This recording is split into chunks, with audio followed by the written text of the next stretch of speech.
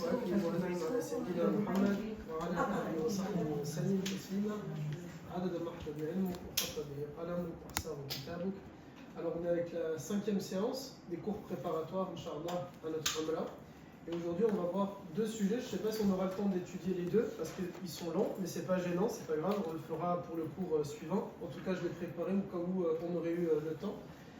Il s'agit de At-Tahara et de la Sunna. At-Tahara qui est le point le plus important religieusement parlant, c'est la chose la plus importante dans notre religion et c'est une condition sine qua non pour la validité de notre Umrah. Il faut absolument qu'il y ait Tahara pour que notre Umrah puisse être acceptée, puisque un certain nombre de rites en islam ne peuvent pas être acceptés par Allah Azza wa Jal si jamais il n'y a pas Tahara qui est fait. Et notamment dans les rites de la Umrah, certaines choses que l'on va faire, et le principal qui est la prière, s'il n'y a pas la Tahara qui va avec, malheureusement les prières ne seront pas acceptées. Donc c'est un cours qui est un peu technique pour ceux qui c'est la première fois qu'ils vont étudier le faire Tahara. Pour ceux qui ont déjà vu faire Tahara, ce sera un rappel, du coup désolé par rapport à ça. Mais pour ceux que c'est la première fois, n'hésitez pas à me faire répéter plusieurs fois, parce qu'on est vraiment à la base même de la validité de nos actes. C'est-à-dire que sans ça, tout ce qui vient après ne compte pas. Il faut absolument qu'il y ait ça pour que Allah Azza wa Jal l'accepte. Il y a des choses, on avait vu ça dans le premier cours ou dans le deuxième, on a tendance à dire si je ne sais pas, Allah Azza wa Jal me pardonne. Il y a des choses pour lesquelles Allah Ta'ala est clair, il ne pardonne pas, il n'excuse pas, c'est à nous de connaître. On dit nul n'est censé ignorer la loi, en France c'est un slogan, en islam c'est exactement pareil, il y a des choses sur lesquelles on ne peut pas dire je ne savais pas. Allah Ta'ala nous a donné la capacité de les savoir et on a l'obligation de les faire. Du coup, qu'est-ce que At-Tahara ? At-Tahara, ça englobe deux choses dans l'islam, ça englobe ce qu'on appelle la propreté et la pureté. Ce sont deux notions qui sont différentes. La propreté, c'est que le fait qu'un endroit est propre, c'est ce qu'on appelle en langue arabe an-nadafa. Et la pureté, c'est vraiment ce qui est lié à Allah Azza wa Jal. C'est-à-dire, quelque chose peut être propre, mais pas pur. Le café, c'est propre, surtout pour un amoureux du café, mais c'est pas pur. C'est-à-dire, je ne peux pas faire l'eau d'eau avec du café. Mais c'est pur, ça veut dire que si je m'en renverse sur moi, je peux faire ma prière avec, il n'y a aucun problème par rapport à ça.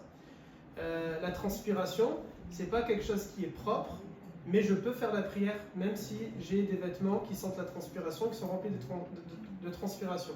Donc on a deux notions qui sont différentes, An-Nadafa qui est la propreté, et on a At-Tahara qui est la pureté, mais ça englobe également des actes de propreté. Ensuite, son importance, elle est quoi ? Dans l'islam, le prophète sallallahu alayhi wa sallam, il dit An-Nadafa min al-Iman, la propreté, elle fait partie de la religion, et il dit At-Tahara nisful iman, la pureté, c'est la moitié de la religion. Ça veut dire que s'il n'y a pas cette pureté-là, alors on vient de supprimer 50% de notre religion. Et donc, comme j'ai dit tout à l'heure, tout ce qui est lié aux rites et aux adorations, malheureusement, ça ne sera pas compté par Allah Ta'ala. Qu'est-ce que ça implique, At-Tahara ? At-Tahara, ça implique d'éliminer les impuretés. Une impureté, pour l'éliminer, il faut qu'on supprime son goût, son odeur et sa couleur. Ce sont trois choses. Admettons le café, il serait impur, c'est pas le cas, mais admettons le café est impur. Pour supprimer l'impureté de ce verre, il faut que j'arrive à supprimer la couleur du café, l'odeur du café et le goût du café.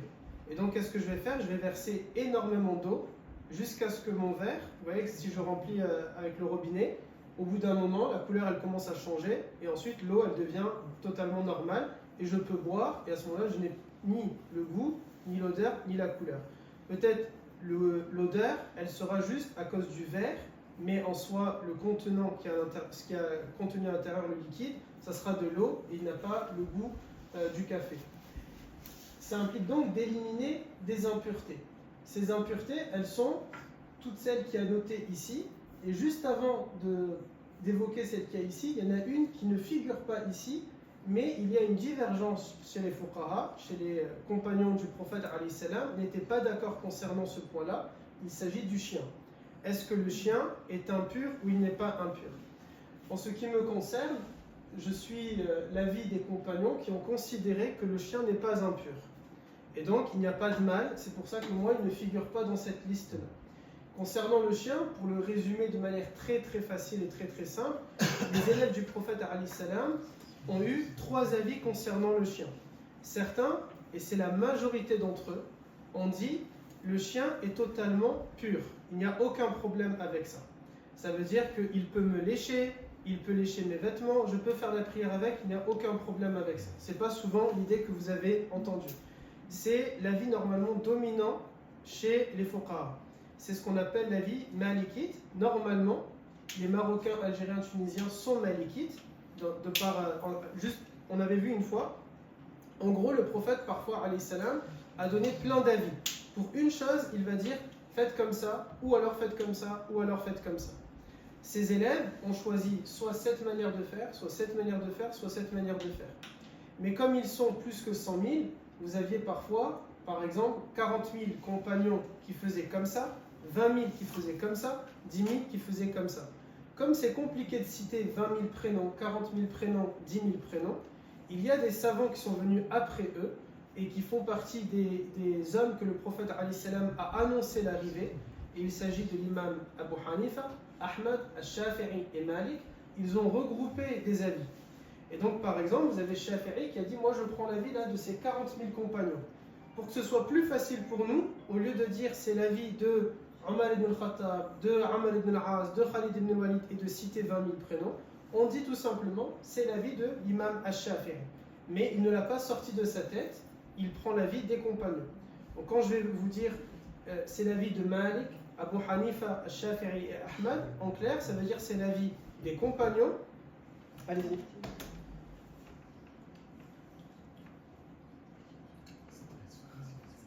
Alaykoum salam.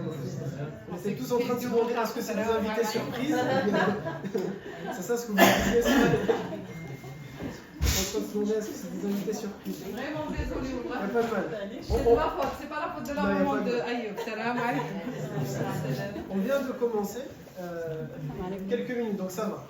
C'est pas ce qu'on a dit au début, c'est pas. Vous allez réussir à comprendre tout le reste, même si vous l'avez raté. Du coup, pour que ce soit plus simple, on parle de l'avis de ces imams-là, mais ils ne sortent pas de leur tête. Ça reste l'avis des élèves du prophète alayhi salam, et donc c'est l'avis du prophète alayhi salam lui-même. Concernant le chien, donc l'imam Malik, il dit le chien est totalement pur, il n'y a aucun problème, il peut vous lécher. Il peut toucher vos vêtements, vous pouvez faire la prière sans aucun problème. On va même plus loin chez Malik, le chien peut être dans un appartement, il peut être dans une maison, il n'y a aucun problème avec ça. Car il le considère totalement pur. Pur, ça ne veut pas dire que c'est halal à la consommation, ça veut dire qu'il n'y a pas de mal. Ni ça n'enlève les anges, ni ça apporte une najasa, aucun problème par rapport à ça. Donc ça se fait lécher par un chien, on peut faire la prière. Aucun problème, exactement. On n'est pas obligé de se changer les Exactement, on n'est pas obligé. Vous avez ensuite un autre avis qui est l'avis de l'imam Al-Shafi'i. Normalement, qui est censé être mon avis à moi, puisque je suis Shafi'i, mais je préfère l'avis de l'imam Malik. Pourquoi? Parce que c'est l'avis majoritaire chez les compagnons et qu'il est plus facile pour nous de suivre l'avis de l'imam Malik quand on vit en France, parce qu'on est confronté à avoir des chiens de partout quand on est dehors, alors que l'imam Shafi'i, il est très strict avec le chien parce qu'il vivait en Syrie, dans une zone où il n'y avait quasiment pas de chiens. Donc pour lui, c'est quelque chose de presque de bizarre. Donc quand il le voit, ça le répugne. Ce qui est différent dans notre contexte à nous, quand on vit en Europe, il y a des chiens de partout, on peut être amené à travailler dans des endroits où il y a des chiens, on peut se balader dehors et voir des chiens dans les transports en commun. À Shafi'i, il dit quoi? Il dit la salive du chien, elle est impure, mais son corps est pur. Ça veut dire que si jamais je vais être léché par un chien, je dois enlever cette impureté, donc le goût de la salive, mais elle-même ne goûte pas, le goût de la salive, l'odeur de la salive et la couleur de la salive. En gros, je vais passer bien de l'eau et à ce moment-là, c'est bon. Je ne refais pas l'eau d'eau, ça n'enlève pas l'eau d'eau. Il n'y a aucun compagnon qui a dit que ça annule l'eau d'eau, personne.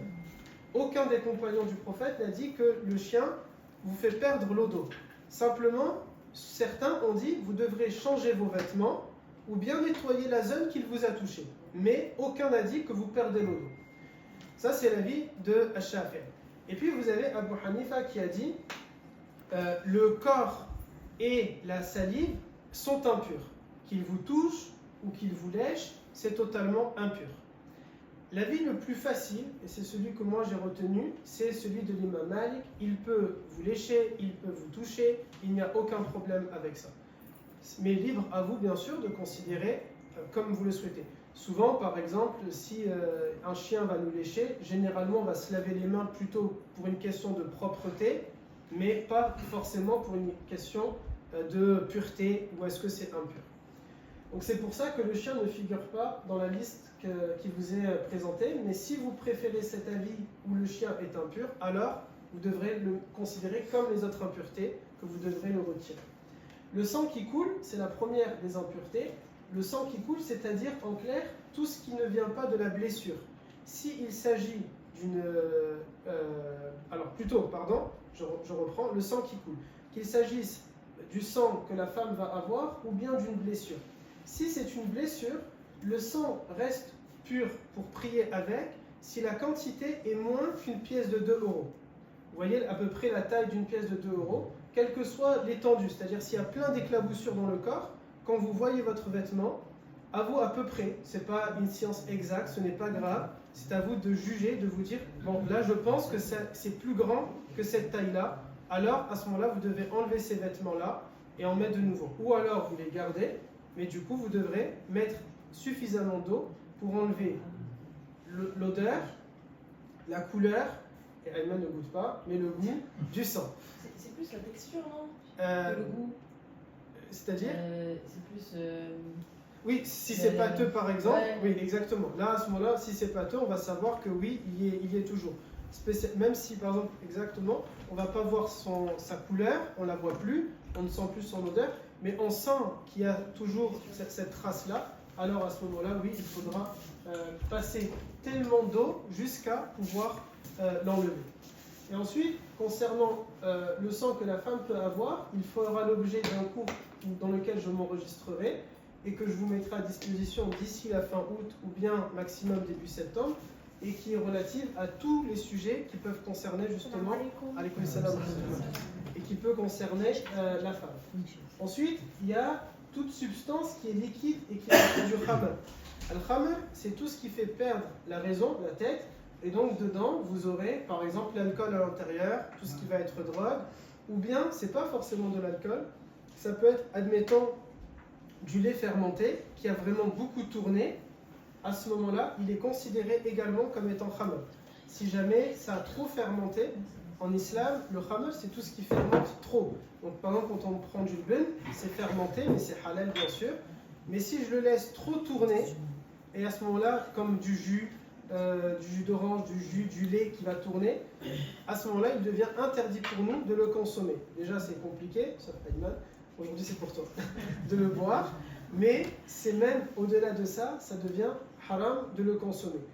Celui-ci, s'il a trop fermenté, donc le bun normal ça passe, mais si un liquide a trop fermenté ou bien de l'alcool qui a touché nos vêtements, je ne perds pas l'eau d'eau, mais je dois soit enlever mes vêtements et en mettre de nouveaux, et ceux-là vont aller au linge sale, ou bien je dois verser suffisamment d'eau pour enlever goût, odeur et couleur. Vous avez ensuite le cadavre.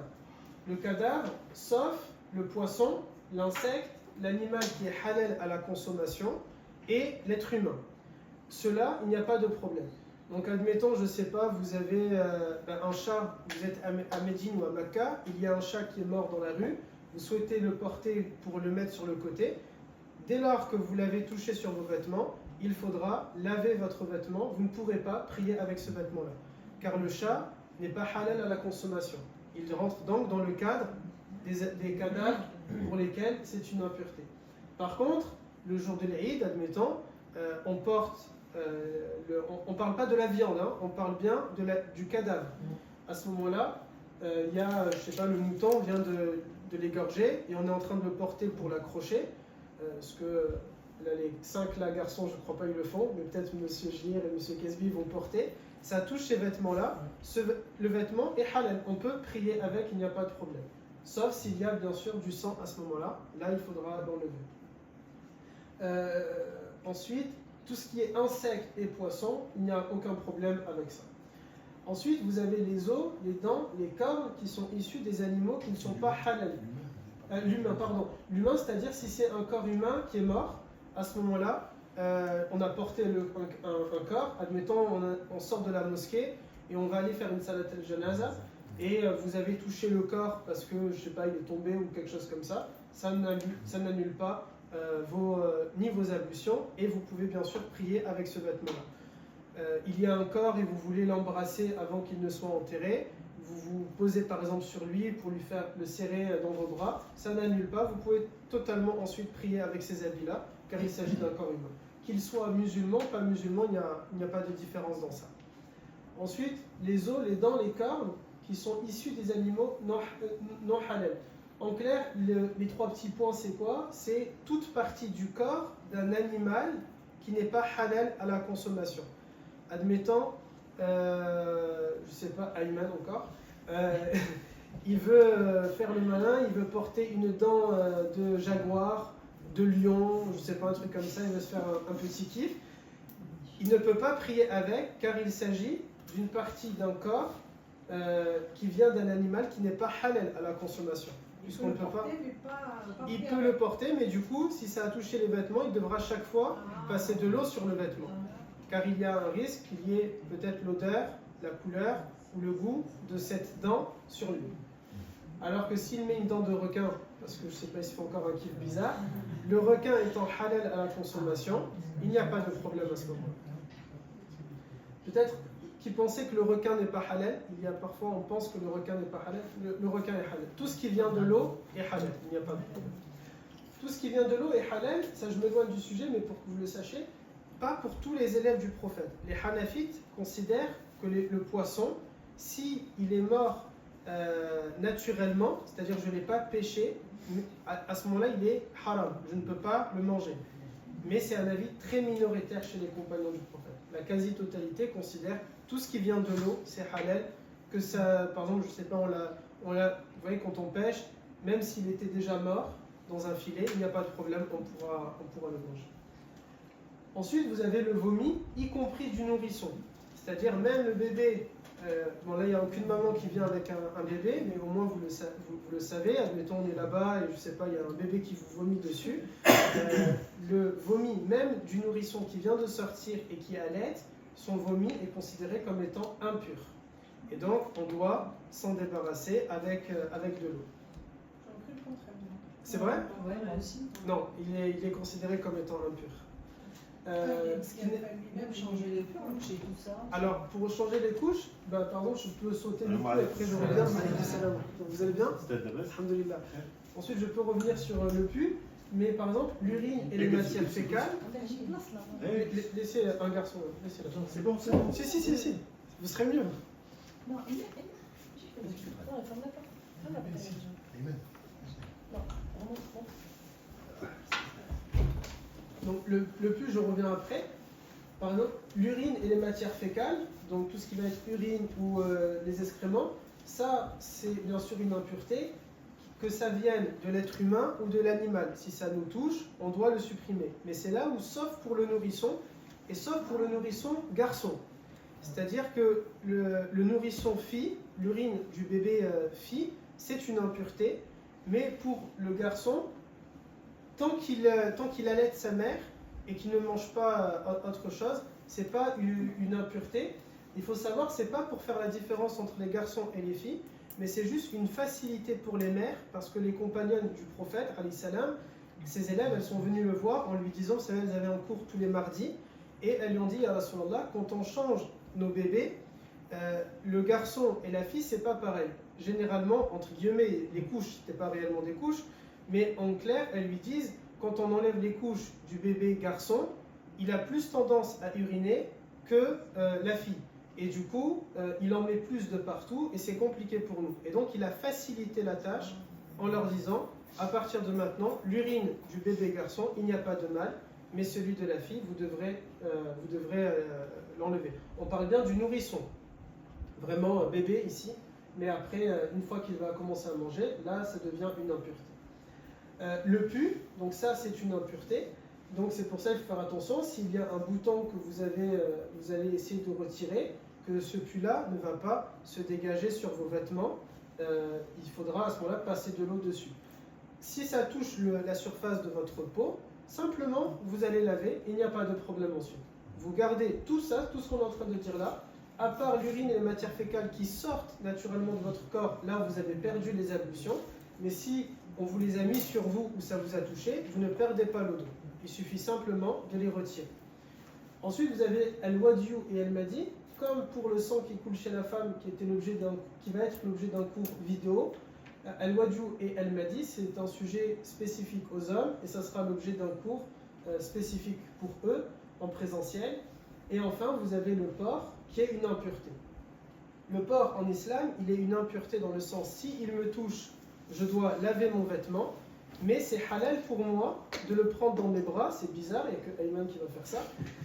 Je peux le serrer dans mes bras, je peux dormir à côté d'un porc, il n'y a pas de mal en soi. Je peux même avoir en soi un porc si ça me chante d'avoir un porc. Ce qui est interdit chez le porc, c'est de le consommer. Sa viande est haram. Contrairement à l'alcool, ou même si je donne cours comme ça, il y a une bouteille d'alcool sur la même table que moi, c'est haram. On avait vu ça, vous vous souvenez, dans le dernier cours, en disant c'est une najasa qui est plus grande, l'interdit est beaucoup plus fort que la consommation. Le porc est haram à manger, mais il n'est pas haram à l'avoir. Il y a, je sais pas, un sanglier, vous en avez un, vous pouvez faire ce que vous voulez. Simplement, c'est haram de le manger, de le consommer. L'alcool, c'est haram de le toucher, de le servir, de le vendre, de le transporter, d'être assis à côté. Tout ça, c'est haram pour l'alcool, ce qui n'est pas le cas par rapport au porc.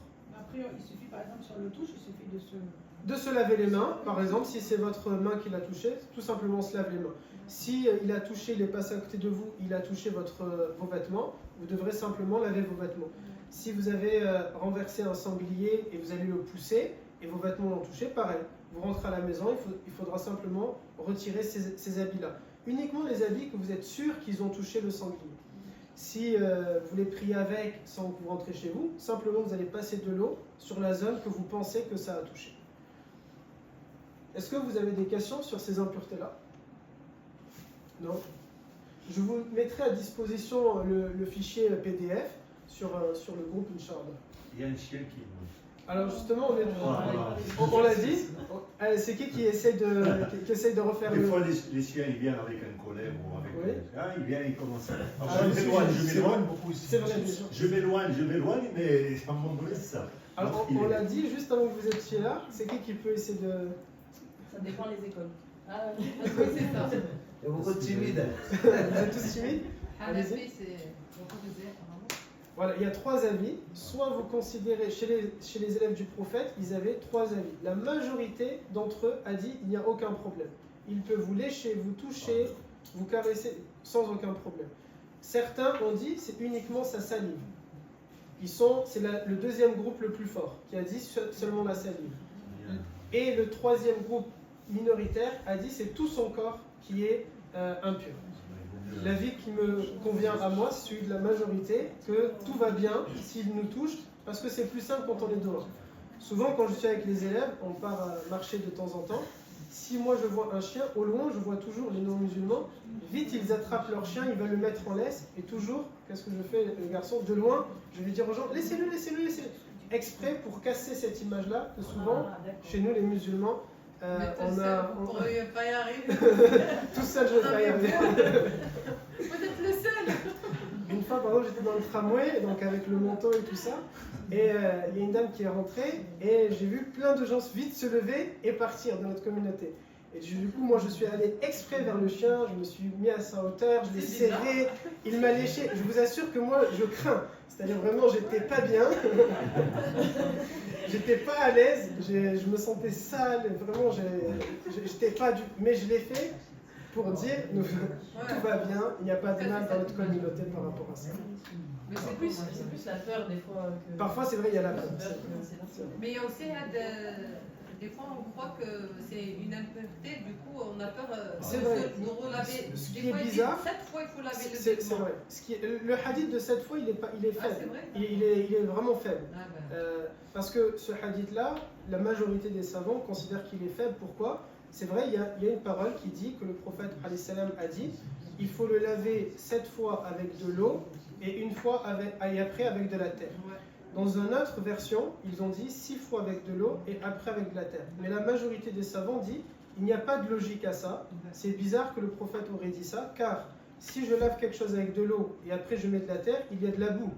Et donc il aurait dû nous dire de nouveau encore avec de l'eau. C'est ce qu'on appelle, il est mu'allaq, il est instable. C'est possible qu'il l'a dit, mais ça paraît bizarre qu'il l'a dit. Voilà pourquoi une minorité considère que oui, il y a ça. Et aussi ce hadith-là, par contre, même s'il est faible, il ne dit pas le corps. Il parle simplement dans le hadith d'un récipient dans lequel le chien aurait bu. C'est-à-dire, il ne dit pas le vêtement dedans ni rien. C'est vraiment un bol dans lequel il aurait bu. Mais l'avis majoritaire, c'est qu'il n'est pas mal, car on a la preuve de cela dans beaucoup d'éléments. Par exemple, dans Surat Al-Kahf, on voit que Allah Ta'ala considère que le chien est sahibun, c'est leur compagnon, il est leur ami. On voit qu'Omar ibn al-Khattab, par exemple, il avait 2 chiens. Et beaucoup de compagnons avaient des chiens. C'est quelque chose qui était... ils avaient ça. Parfois pour la garde, parfois pour la chasse, parfois pour la protection, ils avaient les chiens. Si vous n'avez pas d'autres questions, vous êtes sûr? Dis-moi. Juste, je reviens sur les requins. En fait, si si le requin il meurt et qu'il revient sur la surface, est-ce qu'on a le droit de le manger? On peut le manger. Et ça me fait plaisir que tu poses une question. On peut le manger, sans aucun problème. Tout ce qui sort de l'eau, même s'il est mort, il n'y a aucun problème à le manger. Une pieuvre, des moules, tout ça. Les Hanafites, donc par exemple les Turcs qui sont Hanafites, eux ne mangent pas les fruits de mer. Puisque pour eux, le fruit de mer, il est mort directement, les crustacés, tout ça, ça sera mort directement à l'intérieur. Donc, si vous avez, exactement, comme la communauté juive, si vous avez des Turcs qui viennent, ne faites pas quelque chose en fruits de mer. Sinon, ils ne seront pas contents. Ils mangent des moules farcis. Ah, peut-être alors c'est des Turcs qui ne suivent pas l'école Hanafi. Voilà. C'est C'est possible. une spécialité chez Ouais. eux, les moules farcis. Du coup, c'est possible des Turcs qui ne vont pas suivre la vie parce que c'est contraignant. Ils passent à côté de belles choses. Après, est-ce que tout ce qui vient de la mer automatiquement, la plupart en général, ils ont très peu de sang. Donc est-ce qu'il n'y a pas un lien avec ça comme on prend un poisson ou même si on l'ouvre et tout ça, il n'y a quasiment pas de sang dedans. C'est possible. C'est très peu. Je ne sais pas sur quoi il se base pour cet avis. Honnêtement, Un je sais poisson, pas. on va dire, c'est pas considéré comme un cadavre. Oui, c'est vrai. Honnêtement, je ne sais pas. Je ne sais pas du tout l'avis se pose sur quoi. Je ne me suis jamais renseigné par rapport à ça. Mais c'est possible qu'ils considèrent ça. C'est fort. C'est vrai que oui, on dit Par- tout ce qui vient de la mer, c'est un cadavre. Par exemple, il y a des écoles, donc des compagnons qui ont permis de manger l'escargot, mais d'autres ont dit non pour cette raison-là, parce qu'il n'aurait pas de sang. Mais pourtant, certains le considèrent comme étant permis. Donc c'est possible. J'ai répondu à votre question. Ensuite, on a dit, on a une impureté. Il faut que cette impureté, on l'efface, on l'élimine avec de l'eau. Mais on ne peut pas prendre n'importe quelle eau et supprimer une impureté. C'est pas n'importe quelle eau qui est entre mes mains et je vais l'effacer et dire ça y est, maintenant c'est tahar, c'est pur et du coup je peux faire la prière avec ces vêtements ou faire la prière sur celui-là. Il y a plusieurs catégories d'eau qui existent en islam. Vous avez 3 catégories exactement. La première, c'est ce qu'on appelle, elle est tahir wa mutahhar, elle est pure et purifiante. Cette eau-là, c'est toute eau qui est à l'état naturel des choses. Par exemple, la pluie, la rivière, le lac, s'il est très grand, la mer, une eau comme ça qui est pure à l'état naturel. L'eau cristalline, on sait d'où elle vient d'une source naturelle, donc elle est à son état naturel, elle est donc pure et purifiante. Ça veut dire que cette eau, si elle me touche, je peux faire la prière avec, je peux prier avec ces vêtements-là, et je peux faire mes ablutions également avec cette eau-là. Ça, c'est l'eau qu'on appelle pure et purifiante. Ensuite, vous avez une eau, elle est pure, donc si elle me touche, il n'y a pas de problème, je peux faire la prière avec, mais elle n'est pas purifiante. Ça veut dire que je ne peux pas faire mes ablutions avec. Je reprends. Soit l'eau, elle est pure et purifiante, ça veut dire c'est une eau, si elle me touche, je peux prier avec et je peux l'utiliser pour faire mes ablutions. Ça, c'est la première catégorie d'eau. Cette eau-là, c'est tout ce qui est l'eau à l'état naturel. La pluie, le fleuve, la mer, une source, le robinet, etc. La deuxième catégorie d'eau, c'est une eau, elle est pure. Si elle me touche, je peux toujours faire la prière avec, mais par contre, je ne pourrais pas faire l'eau d'eau avec. C'est l'eau non potable. Alors, pas forcément que de l'eau non potable, ça peut être une eau, elle était naturelle, mais son goût, son odeur et sa couleur a changé. Par exemple, le café. Le café, c'est une eau, on l'appelle en islam, elle est ma, elle est pure, tahir, wa laysa mutahhar. Par contre, je ne peux pas faire l'eau d'eau avec du café. Mais si je m'en renverse dessus, j'ai aucun problème. L'eau à l'état gazeux, par exemple. Je ne peux pas faire l'eau d'eau avec, mais il n'y a aucun problème. Si je m'en renverse dessus, je pourrais toujours faire la prière avec. Vous avez par exemple de l'eau avec de l'eau de javel. Vous avez du liquide vaisselle dans laquelle de l'eau et vous mettez du liquide vaisselle dedans. Tout ça, ce sont des eaux, elles sont pures, elles peuvent vous toucher sans aucun problème, vous pouvez faire la prière avec. Par contre, vous ne pourrez pas faire l'eau d'eau avec de l'eau qui comporte du liquide vaisselle.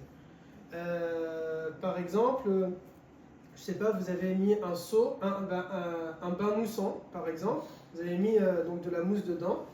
Cette eau-là, elle est propre, donc vous pourrez après faire la prière avec, si de base vous aviez l'eau d'eau. Mais vous ne pourrez pas faire l'eau d'eau avec l'eau de votre bain, parce que ici c'est de l'eau qui est pure, mais non purifiante. On a mis un truc à l'intérieur qui est propre et qui a changé le goût, l'odeur et la couleur de cette eau. Et vous avez la troisième quantité d'eau, alors juste concernant la deuxième, que je n'oublie rien. Par exemple, dans ces exemples-là, vous avez l'eau qui est issue de l'eau d'eau. Si je fais l'eau d'eau et qu'il y a une bassine, par exemple, et donc je fais l'eau d'eau et mon eau d'eau, elle tombe dans cette bassine-là. Elle est pure, mais je ne peux pas refaire l'eau d'eau avec cette eau-là. Sauf si la quantité est plus que 200 millilitres. Donc admettons, j'ai rempli une baignoire, à peu près une baignoire, la taille standard c'est à peu près ça, 200 millilitres. Et je l'ai rempli à ras, et je vais faire l'eau d'eau comme ça par-dessus. Et à ce moment-là, je peux toujours refaire l'eau d'eau encore de cette bassine-là, parce qu'elle est à plus que 200 millilitres. Si je l'ai rempli à moins de 200 millilitres, et j'ai fait l'eau d'eau et de l'eau a coulé dedans, l'eau est propre, il n'y a pas de problème. Je peux m'en verser dessus, je peux laver quelque chose avec sans aucun problème, mais je ne peux pas faire moi l'eau d'eau avec cette eau-là, une deuxième fois. Ça va ou c'est un peu compliqué? Non, ça va. N'hésitez pas à me faire répéter, c'est vraiment important, il n'y a aucun problème, c'est au contraire. Il faut que l'eau propre soit plus 3/4, on va dire. Pas que 3/4, parce que par exemple, dans un verre, si je mets 3/4 d'eau et un quart qui n'est pas purifiante, ça va changer. Il faut qu'il y ait plus que 200 millilitres. Si on est à plus que 200 millilitres et j'y ai mis un corps pur, par exemple le café, du sirop, etc., et c'est plus que 200 millilitres, il n'y a pas de problème, je pourrais me purifier avec. Sauf si la bassine a changé de couleur, d'odeur et de goût. Admettons maintenant, on a une baignoire remplie à 200 millilitres et je renverse ce café-là, l'eau elle va rester intacte en réalité.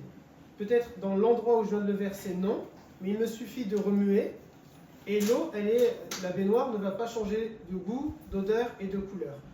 Je peux même verser un verre comme ça, ça restera à peu près intact. À partir d'une quantité de café ou de sirop à la grenadine par exemple, que toi pour faire un truc comme ça, là oui ça peut être l'odeur, la couleur ou le goût de la baignoire, je vais commencer à avoir un changement. Mais si je démarre à une petite quantité et ainsi de suite, je ne vais pas voir une grande différence. Si je mets une goutte de liquide vaisselle par exemple dans ma baignoire, ça ne va pas faire beaucoup de mousse. Donc je peux toujours me purifier avec. Mais à partir d'une certaine quantité de liquide vaisselle, ça commence à faire de la mousse. Donc là on voit clairement le goût, l'odeur et la couleur de la baignoire va changer. Donc là je ne pourrais pas. Et enfin, si jamais on a mis une petite quantité d'eau, donc par exemple on est à moins de 200 millilitres, par exemple cette bouteille d'eau, et j'ai vu de mes yeux qu'il y a une impureté qui est rentrée. Donc, je ne sais pas, par exemple, une goutte d'urine, de vomi, de sang, j'ai vu quelque chose de pu, je l'ai vu, c'est rentré dedans. Peut-être moi je serais dégoûté, donc je vais dire je ne la touche pas, ça c'est possible. Mais si on regarde dans l'islam, est-ce que j'ai le droit de faire le dos avec ou pas? Oui, tant que cette petite quantité, pour moi, clairement quand je le vois, ça n'a pas altéré le goût, l'odeur ou la couleur de l'eau. Si c'est une toute petite quantité, si c'est 200 ml d'eau que j'ai entre mes mains, à ce moment-là, il n'y a pas de problème. Même une grande quantité impure, ce n'est pas un problème, parce que au-delà de 200 ml d'eau, c'est censé altérer le goût, l'odeur et la couleur de l'impureté. Par contre, si j'ai moins de 200 ml d'eau entre mes mains, il faut vraiment que ce soit une petite quantité d'impureté qui est rentrée. Si c'est une grande quantité d'impureté, à ce moment-là, je ne vais pas faire le dos avec. Mais on parle vraiment d'un petit corps impur, c'est imperceptible. Je n'ai pas l'impression que ça a changé. Là, il n'y a pas de mal. Est-ce que ça va? Sûr. Juste, oui. Je ne suis pas sûr d'avoir compris par rapport à la quantité. 200 ml là, c'est Ça fait 25 litres. C'est moins que la bouteille là. Alors pardon. Oui, voilà. Merci. C'est ça. J'allais le dire, mais j'ai Ouais, dit. ouais. Non, il faut me le dire. On vous a dit, la baignoire à Tout à l'heure, 200 après je ml. laisse parler. Non, il faut me le dire. 20 centilitres. Après, 200 litres. 200 Voilà. litres, voilà. 200 litres. Je redis pour ceux qui regardent la vidéo, tout ce que j'ai raconté en disant millilitres, ça s'appelle litre. un litre. Je dis peut-être tout le monde a Non. compris Non, les non. litres. Non, non, vous Moi, avez ça m'a il faut me dit, le dire. Ok. 200 ml, c'est rien. Non, non, Oui. 20 centilitres, ça fait. Ouais, Ça non, ça- fait 20 centilitres. vous avez raison, c'est possible parfois. La je vais bouteille, dire, ça mais fait 700 millilitres.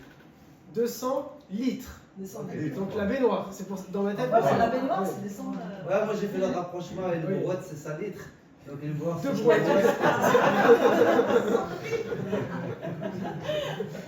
Je vais essayer d'avoir des références comme ça. Ou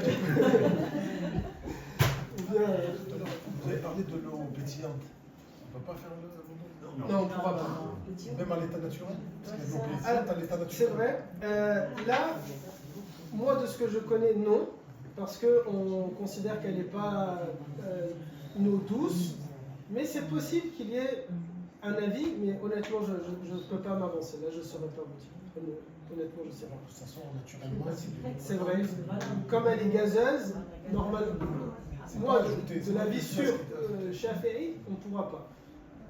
Mais c'est possible. Je pense, je ne serais pas étonné que même des savants Shafi'ites, parce que l'imam Shafi'i c'était il y a très longtemps, donc même chez les Shafi'ites, les Hanafites, les Malikites et les Hanbalites, il y a des avis divergents. Parfois, l'imam Shafi'i a une position, mais aujourd'hui, la majorité des savants Shafi'ites vont dire autre chose que leur maître. C'est possible. Donc, moi, l'avis que j'ai, c'est que non, mais c'est possible que ce soit oui, sans que ce soit sûr ce que je suis en train de dire. Est-ce que vous avez des questions? Merci Ayoub. 200 litres, je vous le dis pour ceux de la vidéo, 200 litres. Ensuite, les différentes impuretés qu'on a dit tout à l'heure, celles-là, c'est ce qu'on appelle des hadath, des impuretés. Vous avez des hadath asrar et des hadath akbar. Vous avez des petites impuretés et vous avez des grandes impuretés. Ce qu'on appelle les petites impuretés, elles vont nécessiter que vous allez faire l'odo. Vous allez refaire l'odo. Tout à l'heure, quand on a dit par exemple ces impuretés-là, il y a du sang qui sort de mon corps. En fonction, ça peut nécessiter que je fasse l'odo ou pas. Uniquement le sang qui sort chez la femme, où elle va devoir refaire ses ablutions majeures. Mais si c'est une blessure, il n'y a pas besoin de faire l'odo. Si j'ai du khamr qui est tombé sur moi, on l'a dit tout à l'heure, pas besoin de faire l'odo, etc., etc. Ça, c'est ce qu'on avait dit tout à l'heure. Dans ce sens-là. Mais il y a des hadath qui nécessitent de refaire l'odo. Quels sont-ils? C'est l'urine, les flatulences et les matières fécales. En clair, quand quelqu'un part au sanitaire ou bien qu'il a des gaz, ce sont uniquement ces impuretés-là qui nécessitent qu'il refasse l'odo. Même s'il n'y a pas, par exemple pour les gaz, les flatulences, même s'il n'y a pas d'odeur, de couleur et de goût, à ce moment-là, il doit quand même refaire l'odo. Ça, c'est ce qu'il devra faire, les l'odo sarir, ce qu'on appelle les petites ablutions. Il y a dans les ablutions des piliers, c'est-à-dire des choses qui sont obligatoires, et il y a des choses dans Al-Wudu qui n'est pas obligatoire, mais c'est bien de les faire. C'est important, ces cours-là qu'on est en train de faire, parce que quand on sera en Umrah justement, vous devrez refaire vos ablutions. Il est bien de savoir qu'est-ce qui est l'obligatoire dans le Wudu, si vous voulez vous contenter que de l'obligatoire, faute de temps, sinon après on s'en va et du coup vous avez peur d'être en retard, ou bien même si vous n'avez pas de raison particulière. Les piliers de l'Wudu, vous n'êtes pas obligé d'avoir une raison valable pour dire moi je veux faire que Arkan al-Wudu. Non, je veux faire que Al-Arkan, j'ai le droit de faire que Al-Arkan. Personne ne peut nous imposer de faire la sunna. C'est mieux forcément parce qu'il y a plus de récompenses, mais il faut bien comprendre ça. Quand on parle parfois de ce qui est sunna ou d'obligatoire, à partir du moment où c'est sunna, la personne a le droit de ne pas le faire. Quand on a un haq, un droit en islam, on a le droit de ne pas le faire. Mathalan, pour une partie des élèves du prophète, alayhi salam, et c'est l'avis de Shafi'i, il considère s'il y a une facilité en islam, ça devient un petit péché que de ne pas l'utiliser. Mathalan, pour les Shafi'ites, je suis en voyage, c'est Ramadan, je suis en voyage, et je veux quand même faire Ramadan. L'imam al-Shafi'i dit tu prends un petit péché ici. Parce qu'Allah Ta'ala t'a donné une facilité et tu ne veux pas l'utiliser. Alors que Nabi alayhi salam n'a jamais lui jeûné en étant en voyage par exemple. Est-ce que la personne elle a le droit de jeûner tout en faisant le voyage? Totalement. Ce n'est pas un interdit. Si elle le fait, pour la majorité des savants, elle est récompensée. Mais pour Shafi'i, lui il dit non, ici tu es récompensé, ok tu as fait ta journée de jeûne, mais comme tu n'as pas voulu utiliser une facilité, alors tu as un petit péché. Dans Al-Wudu, il y a les obligations et il y a Al-Wudu. Attention, Shafi'i ne dit pas faites que l'obligatoire. Non, là, ce n'est pas une facilité. On parle de facilité, c'est par exemple je suis en voyage, je peux rétrécir mes prières, je peux regrouper mes prières, je peux par exemple ne pas jeûner, je peux diminuer mon niveau d'adoration, sauf si c'est un voyage spirituel, etc. Mais là, bien sûr, Shafi'i, il fait toujours dans Al-Wudu les actes sunna, il ne dit pas l'inverse. Mais c'est bien de savoir qu'est-ce qui est obligatoire et qu'est-ce qui ne l'est pas. Les actes obligatoires dans le Wudu, il y a tout d'abord l'intention, an-niyya. An-niyya, soit je vais le dire, je formule. Avant d'aller faire le wudu, je vais dire Allahumma nawaitu al-wudu. Ou bien nawaitu al-wudu. Ou bien en français, j'ai l'intention de faire mes ablutions. Je le formule, je le dis. Ou bien je ne suis pas obligé de le dire, j'ai conscience que ce que je suis en train de faire, ça s'appelle wudu. Il n'y a pas de mal. Les deux sont valables. Ça, c'est la première chose. Mais si jamais, c'est assez rare, même je crois impossible, que quelqu'un, il va au robinet, il fait comme ça, sans qu'il sache qu'il est en train de faire le wudu. Généralement, il sait que ce qu'il fait, c'est al-wudu. Donc, il a fait la première obligation qui est al-niyya, l'intention. La deuxième, c'est de laver le visage. Vous voyez ici, du coup, on a sauté une étape qui est les mains, parce que Allah Ta'ala, dans le verset 6 de Surat Al-Ma'ida, si je ne me trompe pas, 5 et 6 de Surat Al-Ma'ida, Allah Ta'ala parle d'abord du visage. Donc si je veux faire l'obligatoire, je peux supprimer les mains à ce moment-là. Je commence, j'ai fait l'intention, et ensuite directement je prends l'eau et je vais laver mon visage, une fois. Chaque chose que je vais dire là, l'obligatoire, c'est de le faire qu'une seule fois. Ça, c'est ce qu'il y a d'obligatoire. Je lave mon visage de la partie supérieure du front, c'est-à-dire à peu près pour Abou Mehdi et moi, et pour M. Kazmi également, la zone où avant on avait des cheveux qui poussaient. Donc à peu près c'est vers là, pour moi, je vous assure, j'en avais. Et du coup, à peu près de là jusqu'en bas du menton. Et de la lobe d'une oreille, c'est-à-dire d'ici jusqu'à l'autre. Ça, c'est le visage. C'est au moins une fois.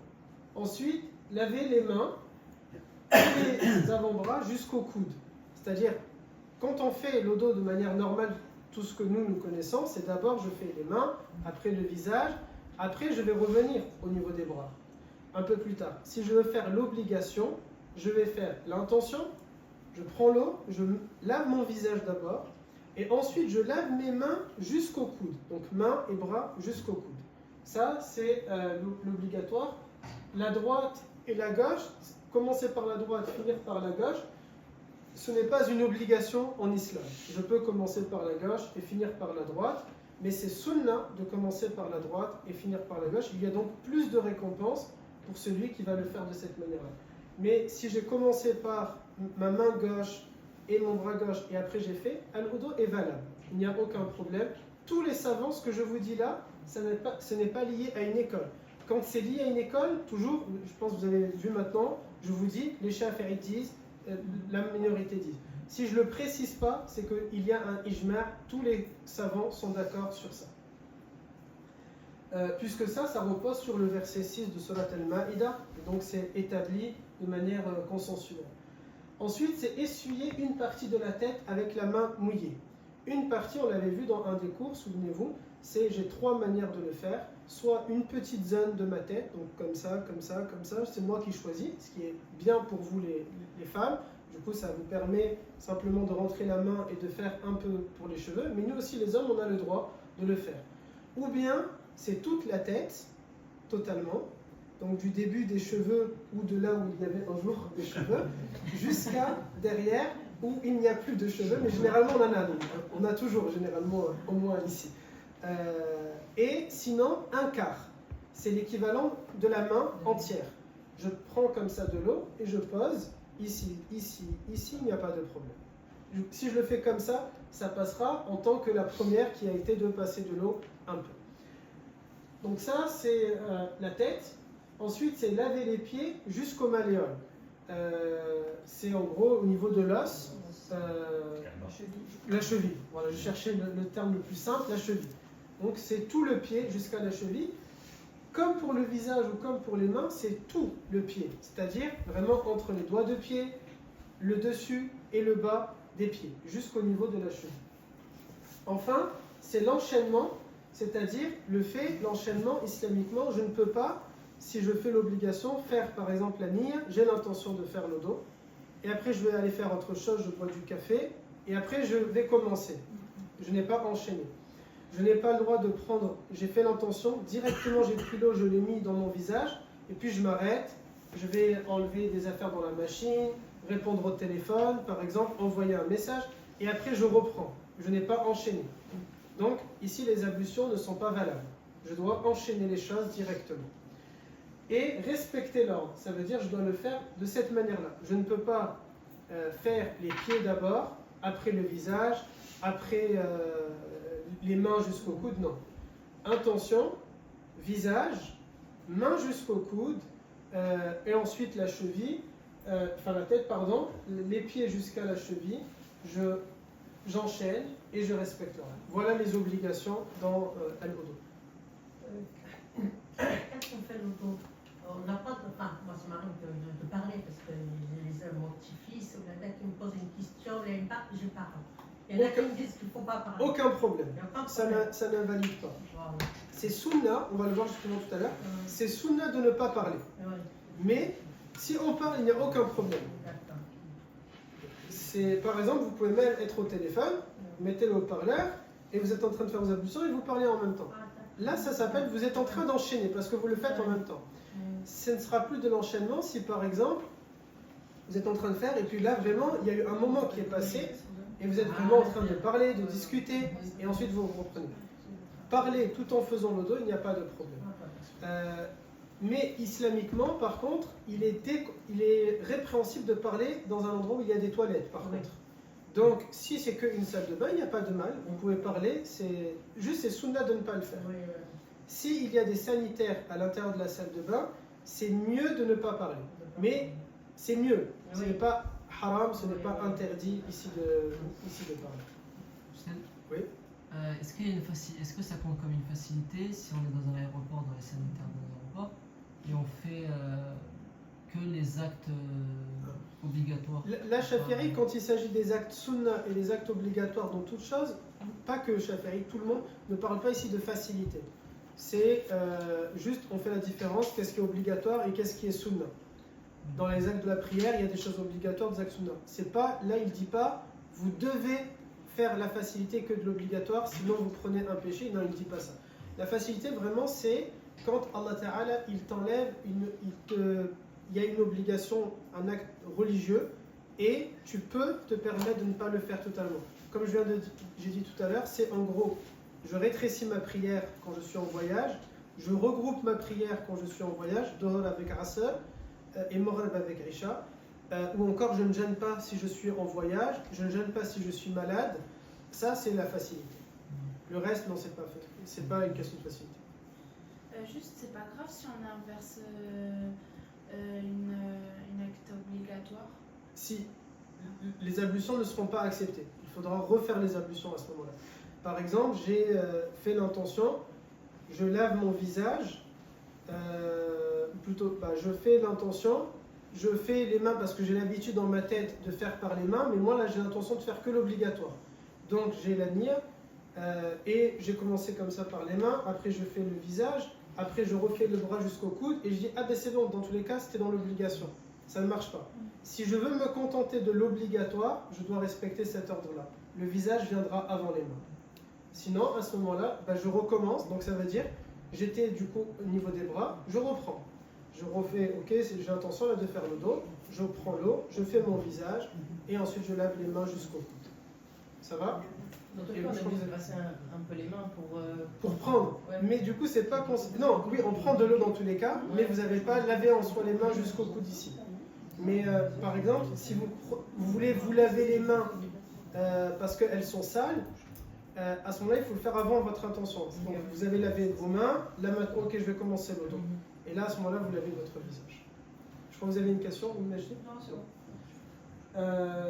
Ensuite, voilà, ça c'est pour les actes obligatoires. N'hésitez pas si vous avez des questions, c'est vraiment au contraire. C'est sunna. Oui, sunna. Sunna. Pour le fard, en tête, on est obligé de prendre de l'eau et le faire ou juste avec de l'eau de truc en fait ça? Non, vous reprenez de l'eau. Non, mais c'est juste, je prends de l'eau chaque fois. C'est ça. On reprend l'eau et on le passe soit un peu sur la tête, soit totalement la tête, ou bien une partie de la tête. Pour les oreilles, je repasse le de nouveau. Il n'y a pas de mal, exactement. Là, ça, il n'y a pas de mal. Quand on dit de réutiliser la même eau, par exemple quand on a fait la tête et ensuite enchaîner, c'est juste un acte sunna ici de garder les doigts mouillés. Mais il n'y a aucun problème à reprendre l'eau et à passer les oreilles. Aussi, vous allez dire quelque chose? Non, ça y est, c'était ça. Les actes sunna, ils sont là. C'est ça que j'allais dire. J'allais dire justement les actes sunna, ils sont juste après. Hop. Donc les actes sunna, quels sont-ils? C'est tout d'abord de se positionner vers la qibla. Encore une fois, c'est un acte sunna. Ça veut dire, si on ne le fait pas, il n'y a aucun problème. On n'a aucun péché. L'odo est valable, la prière est valable. Ça n'influence pas plus de récompense dans la prière. Juste, ça a plus de récompense dans l'odo, mais pas par rapport à la prière. Par exemple, si je fais mes ablutions avec que l'obligatoire, j'ai moins de récompense que si je fais les actes sunna. On va le voir par exemple comme des points. 1, 2, 3, 4, 5, 6, 7, 8, 9, 10, 11, 12. Vous pouvez avoir une meilleure note. Mais vous avez la moyenne. Peut-être pas la moyenne. Ce ne serait pas juste de dire la moyenne. Si vous faites l'obligatoire, vous avez 20 sur 20. Aucun problème. Mais vous faites l'obligatoire plus un acte sunna, vous avez 20 sur 20 plus un point bonus. Avec mention par exemple. Et ainsi de suite. C'est plutôt comme ça qu'il faudrait le voir. Mais c'est pas question de moyenne. Donc par exemple, le premier, ce serait de se positionner en fonction de la qibla. Ces 12 là, si vous en faites 10, c'est très bien. Vous avez 20 sur 20 plus 10. Si vous faites tout, vous avez 20 sur 20 plus 12. C'est toujours mieux. Mais votre note, vous l'avez quand même. Vous avez validé et c'est accepté. Et c'est une note sur l'odo. Ce n'est pas une note sur la prière. La prière, elle sera notée à part. Ça n'influence pas par rapport à ça. Donc le premier, de se mettre en fonction de la qibla. Ça, c'est bien pour les maçons, justement. Si jamais ils construisent une maison, c'est un artisan et c'est lui qui a un promoteur immobilier. S'il veut le faire, par exemple, pour essayer le plus de suivre la sunna, c'est bien s'il positionne le lavabo, vous voyez, en direction de la qibla. Comme par exemple, c'est mieux, c'est pas interdit, c'est mieux quand on va au sanitaire de ne pas être face à la qibla. un architecte musulman, sans le dire à ses clients, il fera en sorte de ne pas mettre les sanitaires face à la qibla. Si vous faites des rénovations à la maison, des travaux, c'est bien de penser à ça. Mais c'est pas interdit, il n'y a aucun problème par rapport à ça. J'aurais jamais pensé. C'est vrai? C'est une question, en fait, c'est sunna dans le sens, c'est une question de respect. Même la maison, même pour l'orientation de la maison. Pour dormir. Exactement, ou pour dormir, exactement. Totalement. Par exemple, on a, comme quand on est posé, dormir c'est pas grave si nos pieds sont en direction de la qibla, mais quand on est juste assis, qu'on se repose, qu'on discute dans un salon, c'est bien que nos pieds ne soient pas étendus vers la qibla. C'est par respect pour ne pas envoyer nos pieds vers la Kaaba. Mais c'est pas haram, il n'y a aucun problème à le faire. C'est juste un respect, exactement. Mais par exemple, il y a l'imam Shafi'i, il avait des soucis au niveau du genou et il s'assoit pour ne pas étendre ses pieds. Par exemple, l'histoire plutôt c'est comme ça, on n'étend pas nos pieds face à la Kaaba par sunna, c'est par respect. Et sauf si on dort, il n'y a pas de mal, puisque quand on est enterré, dans tous les cas, nos pieds sont en direction de la Kaaba. Donc quand on dort, c'est pas grave, parce que au moins si je suis mort, idéalement je suis mort face à la. Quand on est enterré, la tête est vers pas le pied. Non, vous êtes plutôt, par exemple, si la qibla chez vous est comme ça, je serai enterré comme ça. Je fais face à la qibla. C'est-à-dire, la tête vers c'est ça. Donc mes pieds également sont vers la qibla. Puisque mes pieds sont comme ça. Par exemple, si je suis mort. C'est comme ça dire mon regard est vers la qibla. Oui. C'est-à-dire là je suis allongé, la qibla est là-bas, donc je suis allongé comme ça. Les pieds, oui, c'est mes pieds la sont pointe des pieds sont. Oui, exactement. C'est-à-dire le bas des pieds fait face à la Kaaba. Si je suis assis dans mon salon, par exemple, si vous voulez changer votre canapé, si vous mettez un canapé dans cette direction-là, c'est pas haram, bien sûr, mais c'est dommage parce que du coup, si vous êtes allongé devant la télé, la télé là-bas, vos pieds font face à la Kaaba. Ici, c'est pas joli par contre, mais il n'y a aucun problème, c'est pas haram ni rien du tout. C'est le cas également si on a quelqu'un en face de nous. Dis-moi. C'est une forme de respect de ça du coup. Si on ne le fait pas, ça ne veut pas non plus dire qu'on manque de respect. Totalement, non, ça ne veut pas du tout dire ça. Il n'y a aucun problème à le faire. Il n'y a aucun compagnon qui a dit que ce serait haram. C'est même pas une question de majorité, minorité ici. Tout le monde dit aucun problème pour le faire. Juste, si vous ne le faites pas, vous serez récompensé. Mais aucun des 100 000 élèves du prophète n'a dit que mettre ses pieds face à la Kaaba, vous avez un péché. Personne ne l'a dit. C'est juste, par contre, si tu ne le fais pas, bah, tu es récompensé. C'est plutôt dans ce sens-là. Comme s'il y a quelqu'un en face de nous, exactement, le même respect, je suis assis, il y a quelqu'un en face de moi, je n'étends pas mes pieds face à lui. C'est pas haram, mais si je ne le fais pas, alors je suis récompensé. L'imam Shafi'i, quand il donne cours, il avait des soucis au genou. Donc quand il est que avec ses élèves savent qu'il a un problème au niveau des pieds, au niveau des genoux. Donc il n'a pas de problème, il étend ses pieds, ils savent pourquoi, donc il n'est pas gêné. Il est habitué, ils sont toujours présents, etc. Et une fois, il y a un nouvel élève qui est arrivé, et du coup, Shafi'i, comme c'est le début, c'est son premier cours à cet élève-là, il a refermé ses pieds. Lui, pendant tout le cours, ça lui fait mal, et il n'est pas bien par rapport à ça. Et ce nouvel élève était très pénible dans le cours.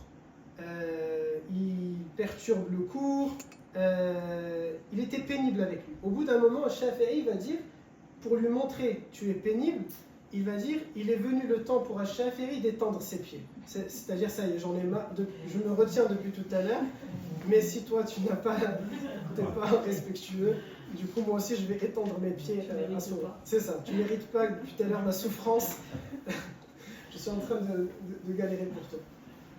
Il y a le fait de dire Bismillah au début des ablutions, se rincer la bouche et le nez en aspirant l'eau puis en la rejetant. C'est-à-dire, je prends de l'eau de cette manière-là, comme ça, qui va rentrer dans ma... Je l'explique, ensuite je le fais, enfin je fais semblant de le faire. L'eau, elle rentre, l'eau que j'ai dans la pomme, elle rentre dans ma bouche et en même temps, elle rentre dans mon nez. Et non pas après. C'est-à-dire, je fais un peu comme ça. et ensuite je rejette. C'est-à-dire, je le fais en parallèle. Moi, j'arrive pas. Je fais la bouche toute seule et le nez tout oui, si ça peut vous rassurer, je ne l'ai jamais fait personnellement. Ouais. Voilà, si ça peut vous rassurer, moi je ne l'ai jamais fait. J'ai essayé une fois, j'ai failli m'étouffer.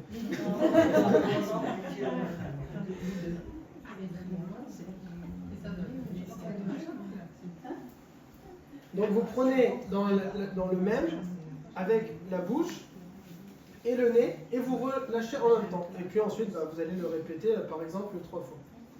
Effectuer le lavage des membres des ablutions 3 fois, ça c'est un acte sunna, ce n'est pas une obligation que de le faire 3 fois. Vous avez le droit de faire une chose sunna et pas le reste. Par exemple, vous avez le droit de dire, moi je veux faire les actes 3 fois, respecter cette sunna-là, mais je ne veux pas commencer par la droite et finir par la gauche. C'est votre choix. Par contre, si vous le faites, ça sera plus sunna. Mais moi, je n'aspire pas le nez. Ah. Je fais comme ça, parce que sinon... Ça rentre, ça fait mal. Ah, ok. Alors, si... Comme le test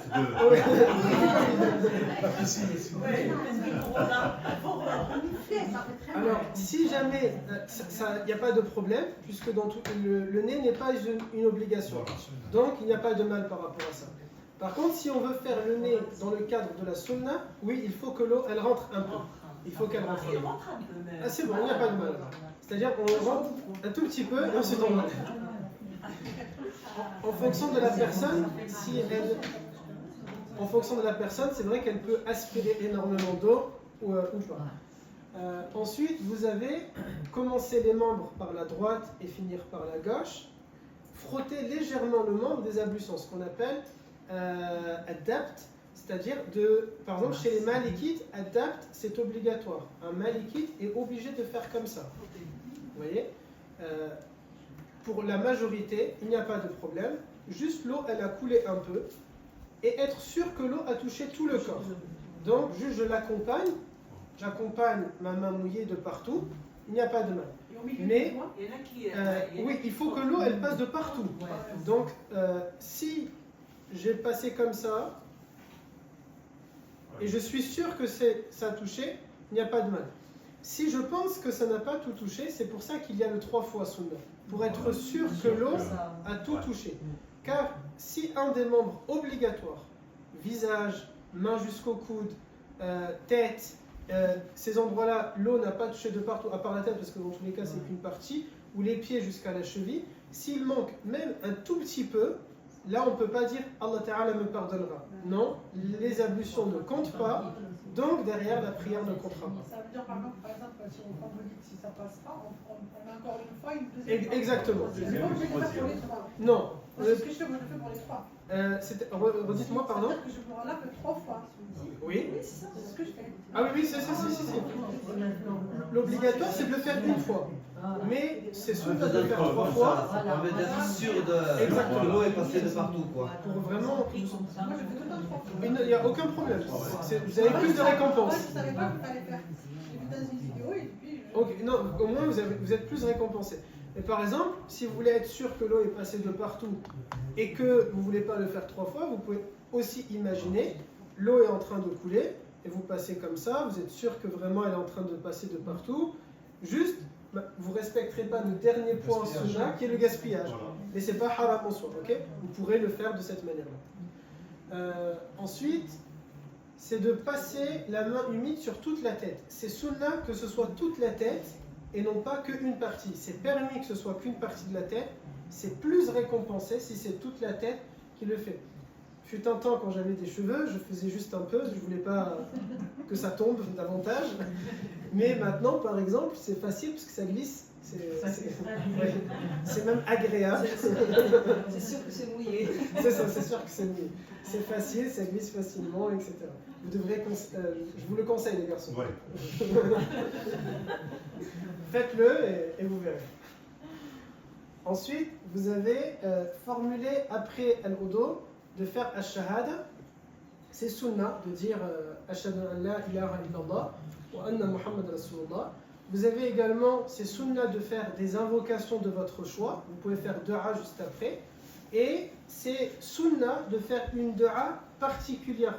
qui est Allahumma ja'alni min at-tawwabin wa ja'alni min al-mutatahhirin. Et ici je vous ai mis la traduction, ô Allah, mets-moi au nom de ceux qui demandent pardon et de ceux qui se purifient. De ceux, vous voyez, mutatahhirin, qui vient de tahara, qu'on était en train de voir au début, quand on a dit sa définition au début du cours. Mais toute dua après, c'est sunnah. Et même ne pas faire dua après, il n'y a pas de mal. Et se contenter de faire la shahada, ça reste quand même sunnah et vous êtes récompensé. Accomplir 2 rak'a après le dos, c'est sunnah également. Si je vais faire mes ablutions et après je vais aller faire une prière sunnah comme ça de 2 rak'a, je suis encore plus récompensé. Je viens d'augmenter dans la note au-delà de 20. Ça dépend aussi les moments de il y a des moments dans la journée où c'est interdit de prier. Alors, ces moments-là, on va les voir justement. Je ne sais pas si on aura le temps aujourd'hui, mais c'est prévu. Même si c'est dans les moments interdits, toutes les écoles disent qu'on peut faire sunnat al-wudu. Il n'y a pas de problème. Là où ils vont interdire, c'est des sunnats encore supplémentaires. Mais comme il s'agit d'une sunnah liée à un acte, comme pour Tahiyat al-Majid par exemple, quand on rentre dans une mosquée et on les prie, il n'y a pas de problème avec ça. Ensuite, s'abstenir de parler, ce qu'on disait tout à l'heure, c'est juste sunnah, mais il n'y a aucun problème à le faire. Et enfin, de ne pas le faire dans un lieu qui est sale. Par exemple, on est dans on va voyager pour aller au Oman, Inch'Allah, et on va être à Istanbul par exemple, dans l'escale, vous devez faire le dos, et vous avez le choix entre le faire dans l'avion, dans les toilettes de l'avion, ou bien le faire à l'escale. C'est mieux, ça sera plus sunnah de le faire à l'escale, c'est plus propre que de le faire dans l'avion, car dans l'avion c'est très serré, il y a un risque que vos vêtements touchent la cuvette, etc. Mais ce n'est pas interdit si vous êtes sûr qu'il n'y a pas d'impureté qui vous a touché. Est-ce que vous avez des questions? Ce sera une escale de combien de temps? Il me semble que c'est 3 heures. Il me semble que c'est 3 heures. Ça, c'est 3 heures. C'est large. Je pars, Inch'Allah, moi, la semaine prochaine, et j'ai une escale d'1 heure juste. Donc il va falloir que je cours. J'ai peur de la rater, justement. Mais Ayoub, quand tu viens à El Galta avec NS, avec votre neveu, je leur ai pris des billets pour octobre, vous n'avez qu'1 heure d'escale. Et je ne sais pas, est-ce que j'ai fait un bon timing ou pas. J'espère qu'on ne va pas rater l'avion. Et du coup, là, quand j'ai voulu repartir, j'ai fait exprès de prendre la même chose que vous, comme ça je le teste. Si jamais j'ai raté, au moins je peux essayer de négocier avec la compagnie pour vous changer les billets, Inch'Allah. Si vous n'avez pas d'autres questions, on avance. Ensuite, vous avez, tout à l'heure, on a dit Al-Hadath al-Asghar, quelque chose qui va nécessiter qu'on fait les petites ablutions, ce qu'on vient de voir. Soit la partie obligatoire, soit la partie sunnah. Et vous avez des Hadath Akbar, qui elles vont nécessiter que vous ne faites pas les petites ablutions, mais que vous êtes obligé de faire al-Rusul, c'est-à-dire les grandes ablutions, le grand wudu. On l'appelle parfois de cette manière-là. Quand est-ce qu'on fait le grand wudu? À la fin des menstrues, des règles pour la femme, si elle a également une fausse couche, ou bien lorsqu'elle a les lochis après l'accouchement. Ça, ce sont des sujets que l'on retraitera dans un cours qui est spécifique à la femme et dans lesquels je m'enregistrerai et je vous donnerai l'accès.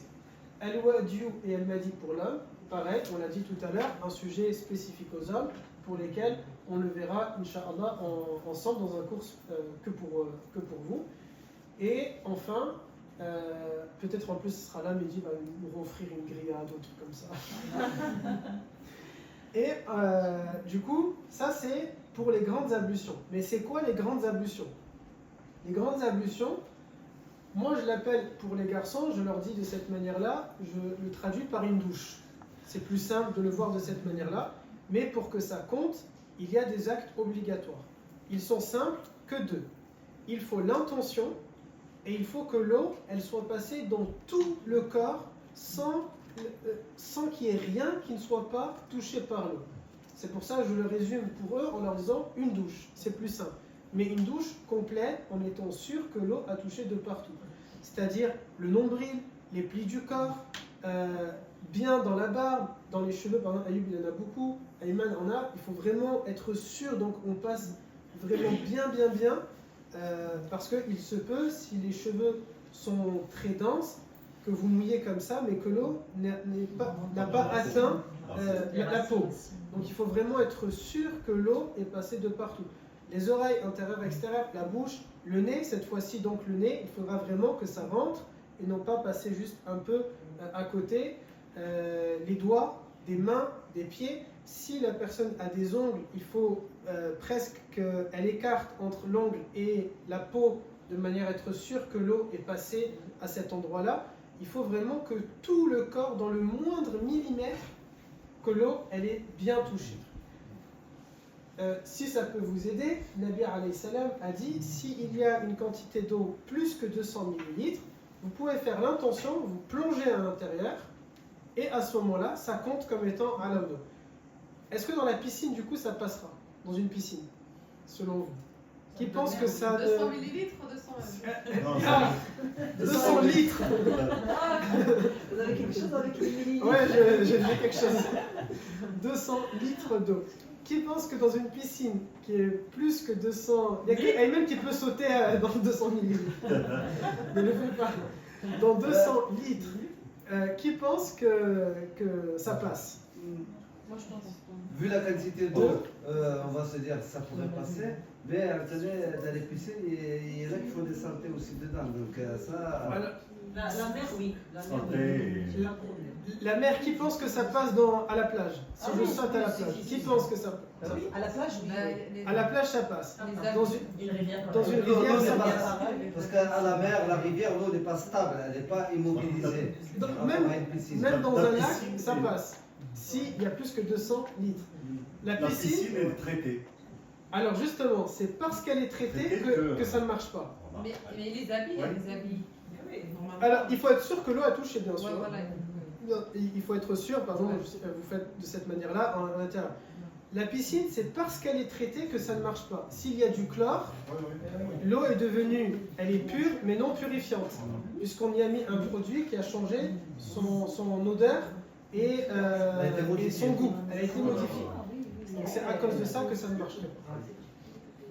Si je remplis une piscine, je suis maçon par exemple, je viens de construire une piscine, j'ai mis le tuyau, elle est en train de se remplir, ou bien les Casby, vous mettez une piscine là-bas, je crois qu'il y a certains ils l'avaient. Ouais.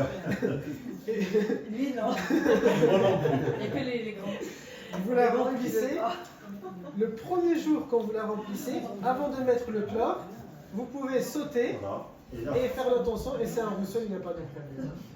Après, une fois que le chlore va être là, c'est fini, vous ne pourrez plus le faire. Du coup, il va dire c'est à cause du fait que c'est fini qu'il ne va pas la mettre.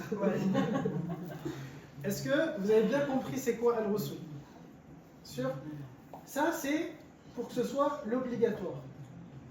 Le prophète, alayhi salam, il dit bien, sous chaque poil ou cheveu, il y a une impureté, lavez-les et purifiez-la. Ça veut dire que vraiment, je dois être sûr que l'eau est passée de partout. Si j'ai une pilosité importante, je dois faire de cette manière-là pour écarter, de manière à ce que je sois sûr que l'eau a touché l'ensemble de mon corps. Vraiment, c'est très strict, c'est-à-dire que s'il y a même une toute petite surface qui n'a pas été touchée par l'eau, alors c'est pas considéré que j'ai fait Rusul. Ça veut dire que si j'étais dans les cas de figure où je suis obligé de faire, soit à cause du sang qui coule chez la femme, ou bien al-wadiu et al-madi chez l'homme, et que je n'ai pas fait al-Rusul parfaitement, je suis en état de najasa, et donc tout le temps que je reste en état de najasa, les anges font dua contre moi. Et je n'ai pas le droit de rentrer dans la mosquée. Je n'ai pas le droit de toucher un Coran. Je n'ai pas le droit de prononcer le nom Allah. Je n'ai pas le droit de faire dua.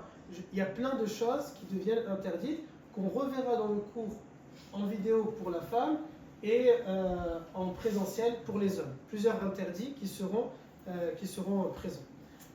Même ceux qui ont des bagues et tout, il faut... C'est ça. Il faudrait du coup enlever la bague pour être sûr que c'est bien passé.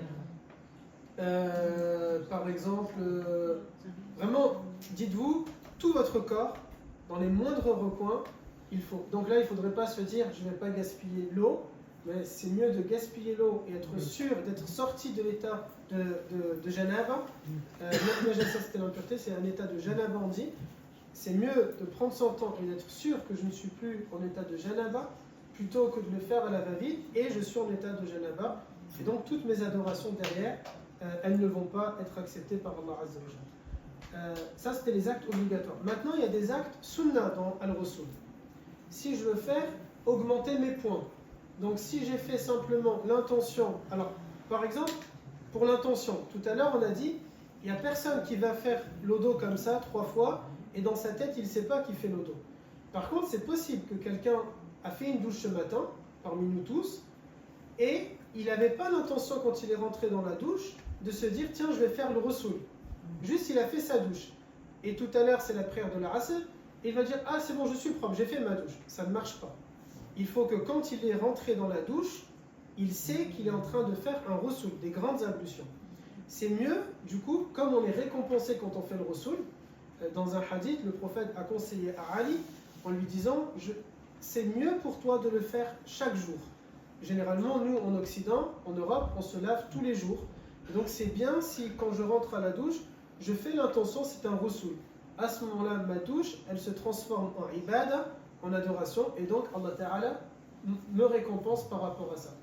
Et c'est bien pour moi, parce que ça permet, derrière, si jamais je dois faire la prière, alors je peux faire la prière grâce à cette douche-là. Si j'ai fait ma douche et que je n'avais pas l'intention que c'est un Rasul, alors ça ne passe pas. Concernant ça, il faut savoir, tout à l'heure je vous ai dit, s'il y a des avis différents, je vous les dirai, il faut savoir que pour certains compagnons du prophète, ils disent, on n'a pas le droit de faire un Rasul, donc une douche, pour faire la prière, sauf si on était le sang qui coule chez la femme ou al-wadiu chez l'homme. Eux, ils disent ça. Mais ce n'est pas un avis qui est fort, et c'est mieux pour nous, du coup, l'avis, l'autre, je peux faire au choix, soit juste mes ablutions, ou bien la douche. C'est l'heure de faire la prière, je peux aller simplement faire l'odo, ou bien je peux me doucher. Tant que j'ai l'intention que c'est pour faire des ablutions, ça passe. Mais c'est vrai, il y a certains élèves du prophète, ils disent non, tu n'as pas le droit de faire la douche à la place de l'odo. Tu fais la douche uniquement si tu es dans l'obligation de la faire. Mais c'est un avis qui n'est pas fort chez eux. Les actes sunnah, c'est d'être face à la qibla, ce qui est un peu compliqué si on est à la douche, ça dépend le tuyau. Il est l'heure de faire la pause. Alors on fait les actes sunnah tout à l'heure, on fait une petite pause. Tu peux.